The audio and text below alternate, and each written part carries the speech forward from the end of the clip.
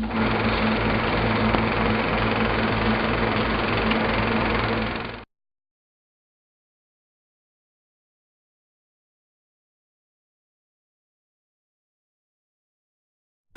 what are you performing tonight, Taylor? What am I performing tonight? I'm doing a 45-minute drum solo. So you have the Coattail Riders? No, I have the Coattail Riders, and we're going to do a couple Coattail songs, and then we are going to do a little bit of a sort of homage or whatever, to my favorite singing drummers. Because I feel like a lot of the drum off is so much about drumming that nobody really ever has much to say about the singing drummers. Who's some of your favorite singing drummers? I mean, the list is long. Roger Taylor, Don Henley, Dave Grohl, Kelly Keegy, Phil Collins. Who else? Levon Helm. Who else? Come on. There's so many. Dennis So Wilson. many. Oh, Who yeah. else? This is one of my oldest friends, Chris Cheney. He's a bass player.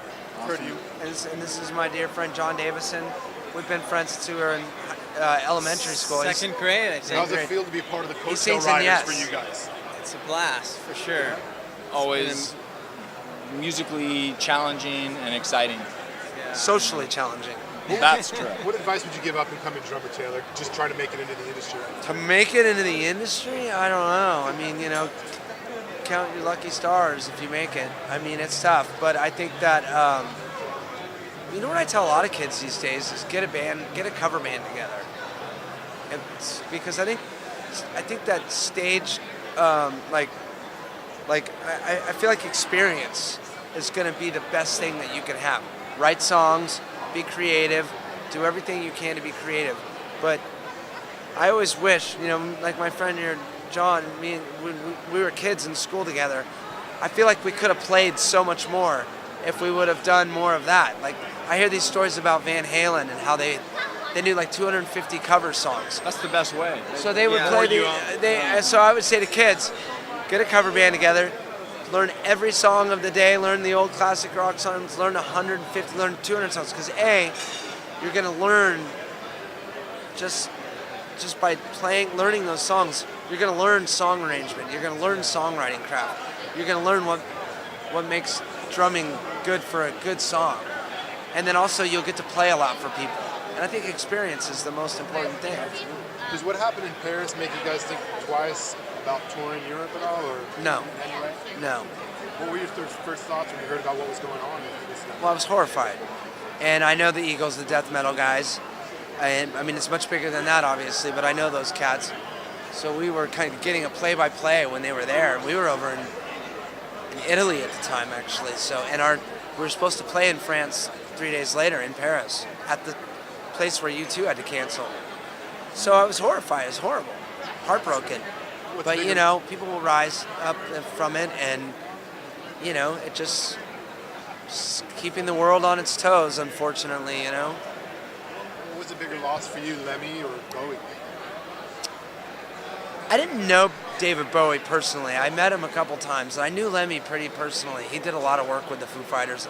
Him and Dave were extremely close, like really tight.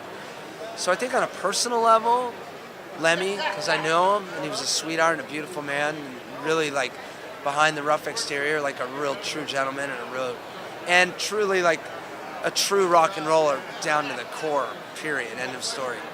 Bowie is a whole other thing because he, to me, was just one of our biggest.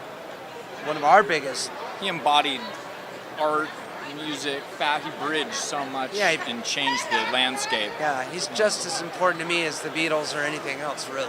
I mean, sorry, but it's true. Definitely one of the most eclectic rock musicians. Yeah, it's a loss. They're both horrible losses, but, they left an amazing,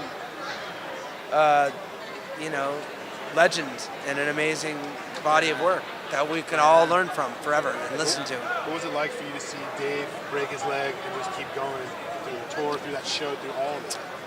That was such a otherworldly experience, the whole show, that I kind of just get like it's like getting in a car accident with somebody or something like that. I just have little snippets in my mind, but it was beautiful actually because I mean, Dave Dave's the man, you know, and he got up there and grabbed his bottle of whiskey and they set his leg right there in front of 50,000 people and he just went for it. And, you know, just, he's a badass. Last question, you guys working on a new album? Any plans for a new album for this next year? Or? Foo Fighters? We're on I Hate Us right now. We're on an indefinite I Hate Us.